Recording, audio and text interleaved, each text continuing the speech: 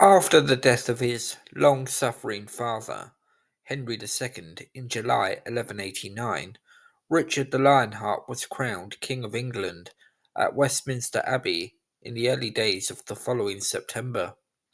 On the 3rd of September, the great and good of the English nobility flocked into the abbey.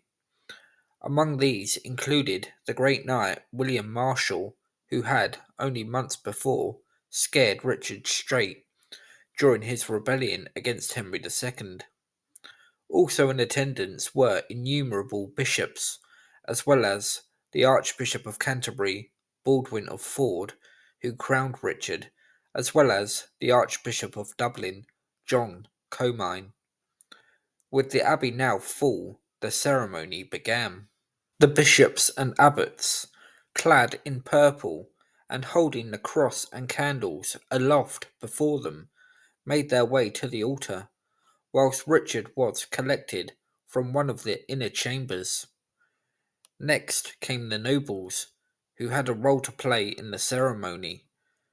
John Marshal, brother of William, carried forwards two large and heavy spurs, whilst Godfrey de Lucy, who would be made Bishop of Winchester shortly after the ceremony, carried forward the cloak that Richard was soon to be draped in. William Marshal then stepped forwards himself, carrying the royal sceptre, whilst the Earl of Salisbury, alongside him, carried the royal rod. Then came David, Earl of Huntingdon, and brother of King William the Lion of Scotland, Robert, Earl of Leicester, and Richard's odious brother, John, all carrying aloft three splendid swords.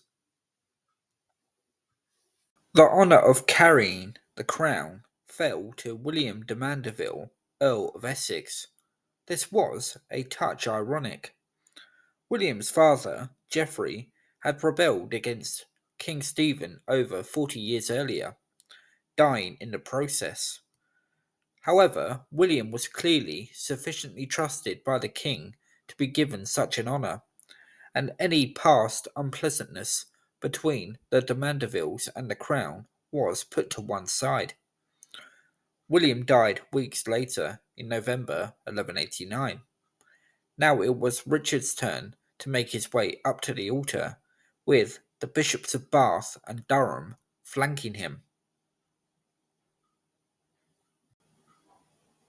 First, the new king swore three vows.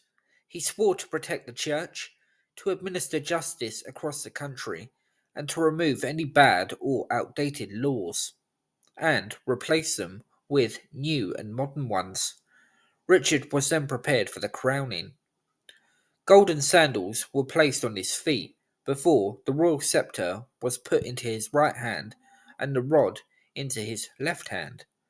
Archbishop Baldwin then poured oil onto three parts of Richard's body: his head, shoulders, and right arm. A linen cloth was then placed on Richard's head before he was dressed in a fine tunic. He was then presented with a sword as a symbol that he would protect the English church.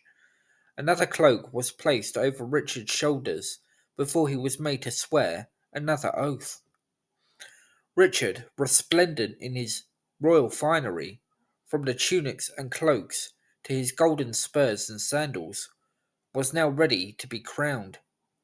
Baldwin placed the crown on Richard's head before he was led back to his throne, still flanked by the bishops of Bath and Durham.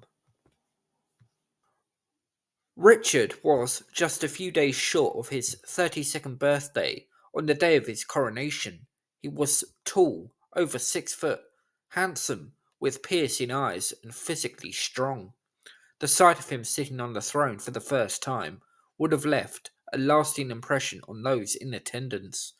Medieval coronations, as no doubt they still are today, were tiring occasions, even for a man as robust as Richard, and he was all too happy to remove all the royal garments that had been placed on him. He changed into more comfortable clothing and switched to a lighter crown, ready for the celebration banquet. There does remain a strong irony about Richard's coronation.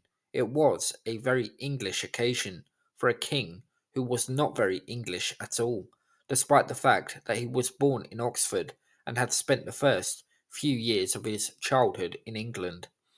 Richard famously would only spend around 6 months of his decade long reign in the country, and from the outset he had his eyes set on a land far away. His father, Henry II, had vowed to go on crusade, but never made it. Richard, whilst prince, had also sworn to go on crusade. Now he was king, he could make preparations for an expedition where he would prove himself to be one of medieval history's greatest generals. England, despite all the pomp and splendour of Richard's coronation, was clearly not big enough for Richard the Lionheart.